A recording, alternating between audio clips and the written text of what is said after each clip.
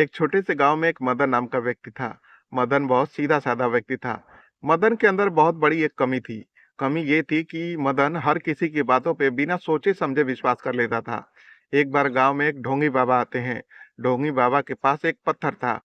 उस पत्थर पे ढोंगी बाबा एक सिंदूर लगाते हैं और सिंदूर लगाने के बाद एक पीपल के पेड़ के नीचे रख देते हैं और पूरे गांव में घोषणा कर देते हैं कि ये पत्थर स्वर्गलोक का पत्थर है।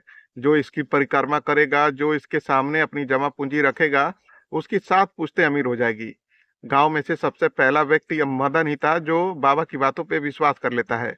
अब मदन अपनी जमा पूंजी और खेत के पैसे लेकर आ ही रहा होता है, तभी गांव के कुछ समझदार लोग कहते हैं, अरे मदन, ये पत्थर तो वही पत्थर है जो मैंने कल शाम को देखा था रास्ते में। और इतना कहते ही मदन गुस्सा हो जाता है और उन लोगों पे भड़क जाता है और कहता है मदन कि तुम लोग क्या जानो, तुम लोग नास्तिक हो, बाबा की शक्तियों पे तुम लोग शक कर रहे हो। मुझे तो इस पत्थर से दिव्य रोशनी निकलती दिखाई दे रही है। उसके बाद मदन अपनी जमा पूंजी और पैसे लेकर के उस पत्थर के सामने रख देता है और फिर उस पत्थर की दिन रात पूजा करने लगता है। वो अपने बीमार बच्चे को हॉस्पिटल ले जाने के बजाय उस पत्थर के सामने लाता है और माथा टिकवाता है।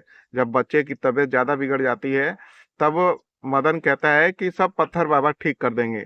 एक शाम जब ढोंगी बाबा को मौका मिल जाता है भागने का, तब पत्थर के सामने का चढ़ावा और पैसा सब लेकर के बाबा चपत हो जाते हैं। उसके बाद अगली सुबह जब मदन उठता है तो देखता है कि ना बाबा है और ना ही पैसा। अब जो पत्थर था, उस पत्थर पे कुत्ते मूत रहे हैं। उसके बाद उसका सिर चकरा जाता है।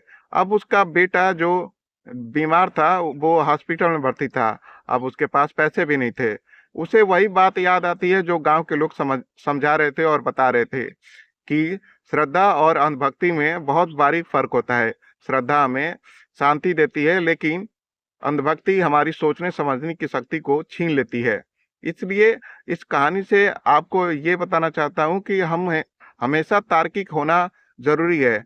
आपको कोई भी चीजें, कोई भी बाबा या कोई भी आपको बता रहा है, समझा रहा है, तो आप उसमें तर्क वितर्क जरूर करें, क्योंकि आपको जब तक क्लियर ना मिले मैसेज, जब जब तक आपको उसके सही उत्तर ना मिले, तब तक आप कोई भी एक्शन ना ले।